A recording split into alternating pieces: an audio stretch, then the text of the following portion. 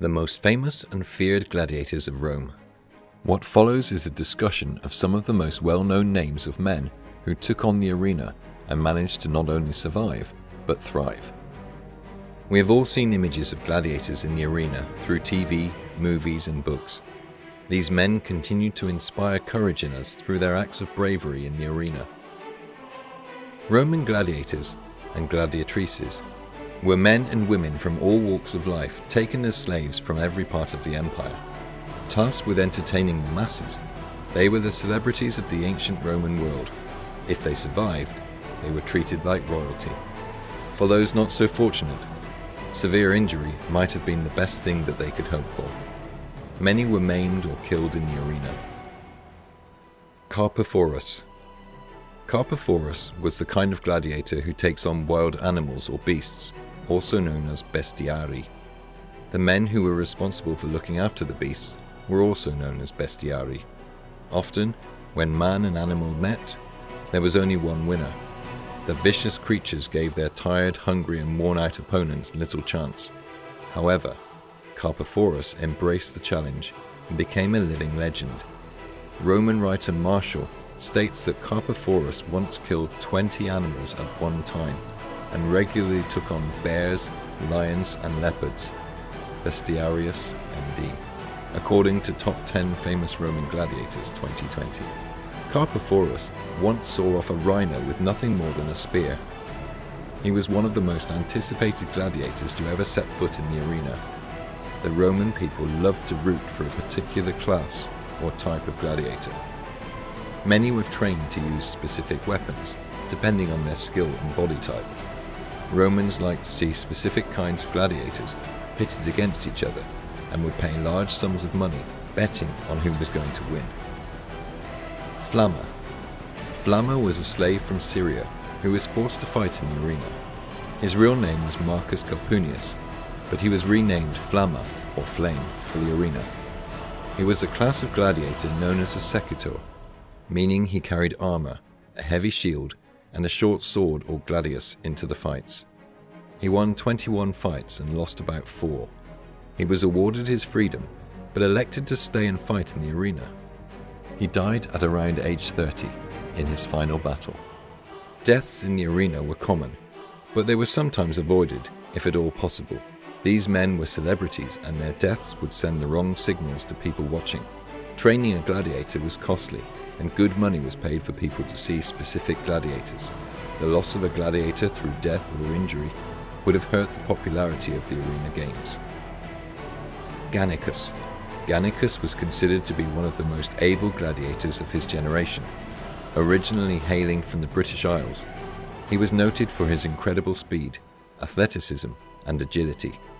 He was able to more easily evade his enemy attacks, and this made him a formidable opponent in the arena. His body was covered in tattoos, one of which represented invincibility. The Romans enjoyed watching agile gladiators, as they made the games more exciting. Men like Gannicus would have received top billing. Spiculus. Spiculus is most known for having ties with the evil Emperor Nero.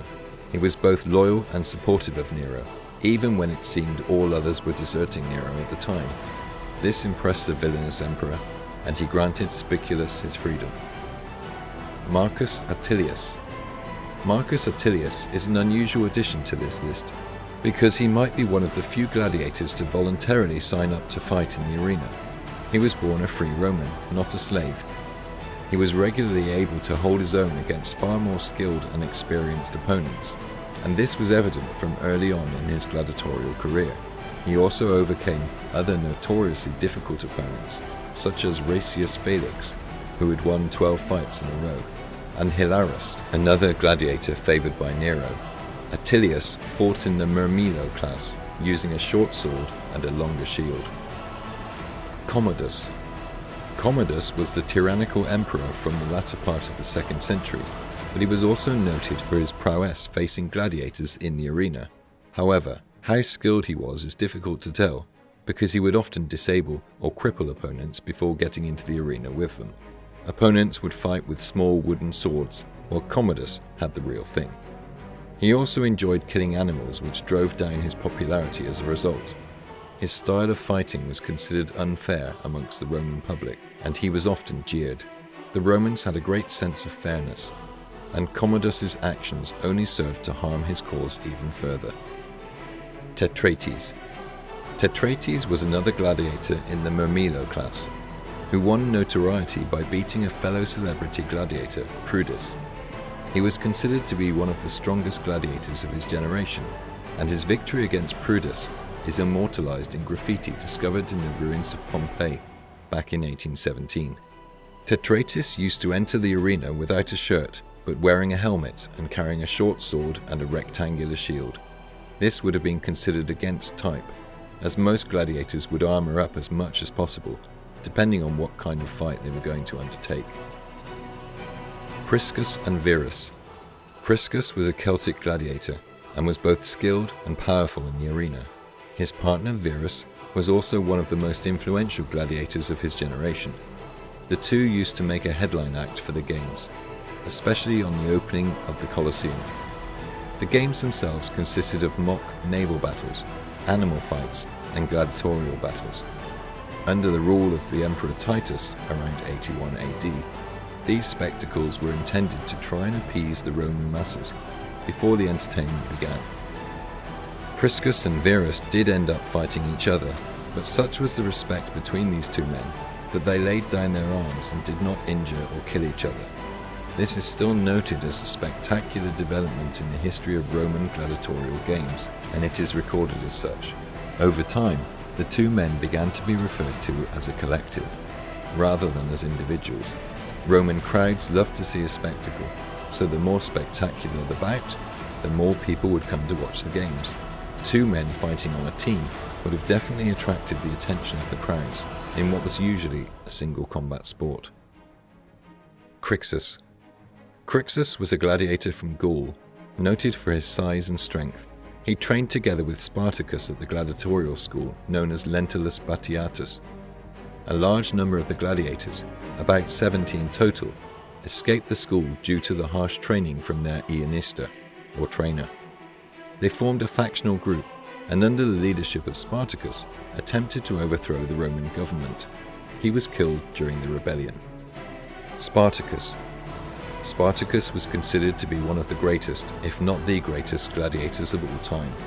He was a Thracian turned Roman soldier, eventually joining the training school at Capua.